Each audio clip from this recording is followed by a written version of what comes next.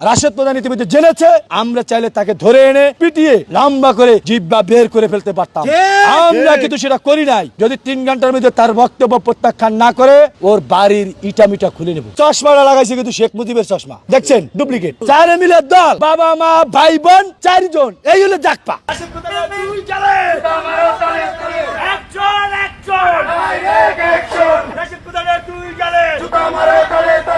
রাশেদ প্রধান যিনি দীর্ঘ 17টি বছর এই বাংলাদেশের কোথাও কোনো গণতান্ত্রিক আন্দোলনে তিনি যুক্ত ছিলেন না, তিনি একজন গুপ্তচর, তিনি একটি দালাল। সেই দালাল এই 5 তারিখের পর উদয় হয়েছে। এই 5 তারিখের পর উদয় হয়ে এই শান্ত শিষ্ট এই রাষ্ট্রকে অশান্তিতে প্রতিষ্ঠা করার জন্য পাকিস্তানের যে ষড়যন্ত্র, সেই ষড়যন্ত্র বাস্তবায়ন করার লক্ষ্যে তারেক রহমানকে সে কটাক্ষ করেছে। এটা তীব্র নিন্দা এবং প্রতিবাদ জানাচ্ছি এবং আমরা তাকে আলটিমেটাম দিয়েছি, আগামী 3 ঘন্টার মধ্যে জনগণের কাছে প্রকাশ্য ক্ষমা চাবে, প্রধানমন্ত্রীর কাছে প্রকাশ্য ক্ষমা চাবে। আমরা শান্তিপূর্ণভাবে আমরা বার্তা দিয়ে যাচ্ছি।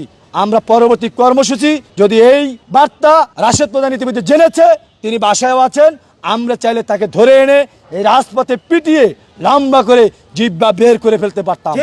আমরা কিন্তু সেটা করি নাই, কারণ আমরা গণতন্ত্রে বিশ্বাস করি, শান্তিতে বিশ্বাস করি। আমার দল এটা আমাদেরকে শিখিয়েছে। আমরা সেই দলের একজন কর্মী হিসেবে আমি আবারও বলতে চাই, যদি 3 ঘন্টার মধ্যে তার বক্তব্য প্রত্যাখ্যান না করে বীরহত্যার কর্মসূচি হবে, ওর বাড়ির ইটামিটা খুলে নেব। এই বাটপার, এই চিটার, এই দালালকে কোনোদিন রাজপথে দেখেছেন? জাকপা নামে একটি দল বাংলাদেশে যা আছে, এটা কি জনগণ জানে? বাবা মা ভাই বোন 4 জন, এই হলো জাকপা, 4 মিলের দল।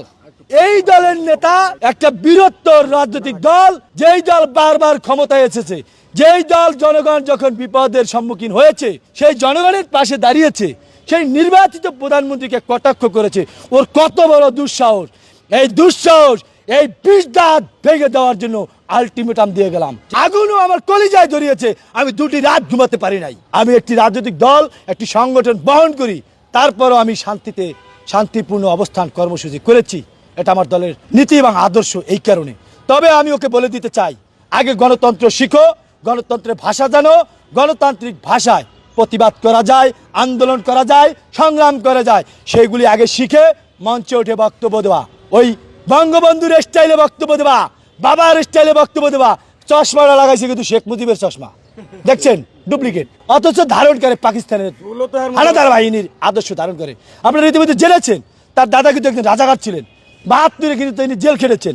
আমার প্রিয় সহযোদ্ধা বলতে পারবেন পুরোপুরি, কারণ তিনি এই বিষয়ে যেহেতু রাষ্ট্রবিজ্ঞান নিয়ে চর্চা করেন, রাজপথে তিনি হাজার হাজার কর্মী সৃষ্টি করেছেন, ছাত্রনেতা তৈরি করেছেন, যার সহকর্মী এখন অনেকে মহান সংসদেও গিয়েছে।